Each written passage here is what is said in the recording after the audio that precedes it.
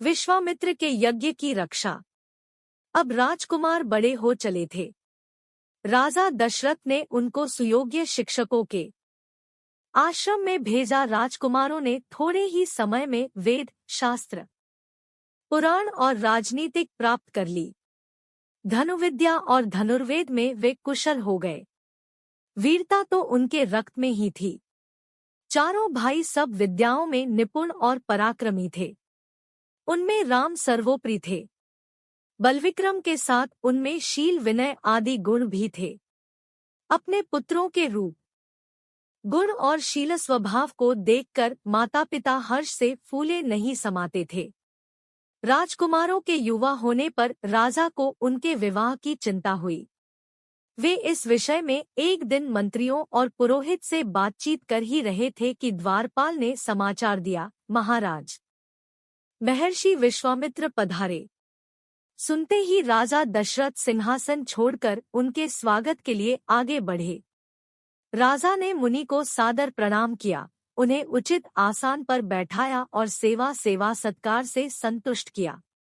इसके बाद राजा दशरथ हाथ जोड़कर बोले, भगवान आपके पधारने से हमारी नगरी धन्य हुई। अब आज्ञा करे कि क्या सेवा करूं?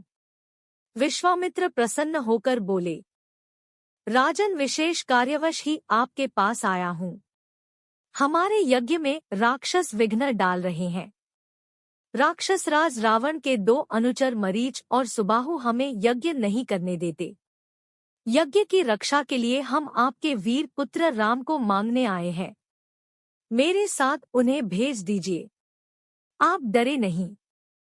राम की भी इसमें भलाई है। मैं आज ही लौट जाना चाहता हूँ। इतना सुनते ही राजा के प्राण सूख गए।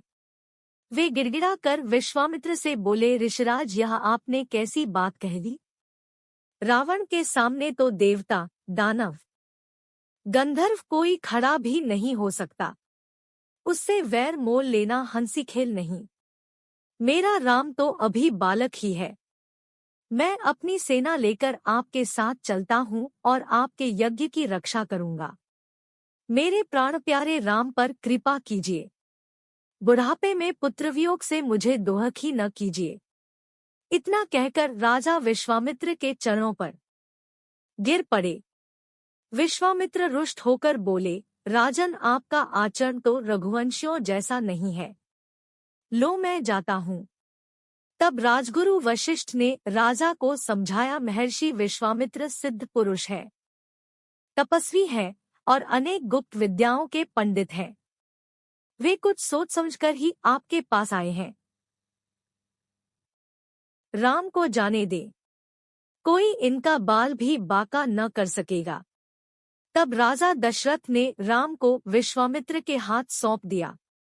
लक्ष्मण भी बड़े भाई के साथ चल दिए। विश्वामित्र के पीछे पीछे धनुष बाण लिए दोनों भाई सरयू के किनारे जा रहे थे। जब वे 3 कोस दूर निकल गए, तब विश्वामित्र ने कहा, तुम दोनों भाई नदी ने आचमन कर मेरे पास आओ। मैं तुम्हें बलातिबला नाम की गुप्त विद्याएं सिखाना चाहता हूँ। इन विद्याओं के मिलने पर तुम्हारा आत्मबल बढ़ जाएगा और आसुरी शक्तियों से तुम्हारी सुरक्षा रहेगी।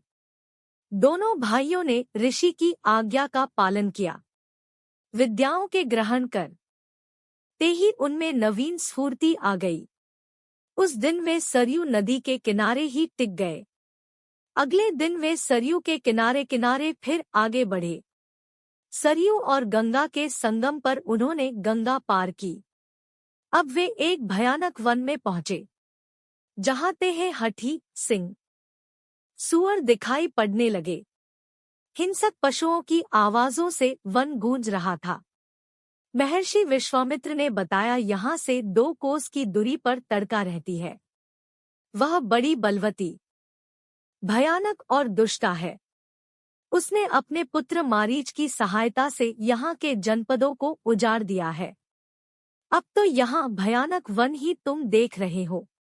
आज तुम्हें उसका संहार करना है। स्त्री समझकर उसे छोड़ना ठीक न होगा। श्रीराम ने उत्तर दिया, मैं आपकी आज्ञा का अवश्य पालन करूंगा। यह कहकर उन्होंने धनुष की डोरी खींचकर छोड़ दी। उसकी टंकार से दिशाएं गूंज उठीं। महाराक्षसी ताड़का भी उसे सुनकर एक बार घबरा गई और फिर गरजती हुए दौड़ी। राम के पास पहुंचकर उसने धूल धूल का बादल उड़ाया और वह पत्थरों की वर्षा करने लगी। राम ने उसे बाणों से घायल कर दिया। तब ताड़का अपनी लंबी बाहें फैलाकर राम पर झपटी। वह अदृश्य होकर घायल कर दिया। तब ताड़का अपनी लंबी बाहें फैलाकर राम पर झपटी। वह अदृश्य होकर फिर पत्थर बरसाने लगी। राम ने उसे चारों ओर से बाणों से घेर लिया। फिर उसके हृदय में उन्होंने ऐसा तीक्ष्ण बाण मारा कि वह हरहरा कर गिर पड़ी। विश्वामित्र ने राम को गले से लगा लिया। प्रसन्न होकर ऋषि ने दंडचक्र, कालचक्र, ब्रह्मास्त्र आदि अनेक दिव्य राम को दिए। राम और लक्ष्मण को साथ लिए मुनि विश्वामित्र अपने तक आगे बढ़े। महर्षि विश्वामित्र का यही आश्रम था। आश्रमवासियों ने उनका यथोचित सत्कार किया। विश्वामित्र ने उसी दिन यज्ञ आरंभ कर दिया। 5 दिन तक यज्ञ निर्विघ्न चलता रहा। छठे दिन आकाश में घोर गर्जना सुनाई पड़ी। देखते देखते काले बादल जैसे 2 विशालकाय राक्षस वहां आ पहुंचे। इनमें से एक ताड़का का पुत्र मारीच था और दूसरा उसका साथी सुबाहु था। इन राक्षसों के पीछे बहुत बड़ी सेना भी थी। श्रीराम ने मारीच पर मानवास्त्र चलाया। उसके आघात से वह मूर्छित हो गया और बहुत दूर समुद्र के पास जा गिरा। जब उसे होश आया तो वह दक्षिण की ओर भाग गया। सुबाहु को श्रीराम ने आग्नेयास्त्र से मार डाला और सारी राक्षस सेना का वायव्यास्त्र से संहार कर दिया। विश्वामित्र का यज्ञ निर्विघ्न समाप्त हो गया। विश्वामित्र ने राम को हृदय से लगा लिया। सब ऋषि राम की प्रशंसा करने लगे। चले जात मुनि दीनहि देखाई सुनी जोड़कर पूछा, अब हमारे लिए क्या आज्ञा है? विश्वामित्र ने बड़े स्नेह से कहा, वत्स मिथिला के राजा जनक को तो तुम जानते होंगे। वहां बहुत बड़ा यज्ञ हो रहा है। हम लोग को वहां जाना है। तुम दोनों भाई भी हमारे साथ चलो।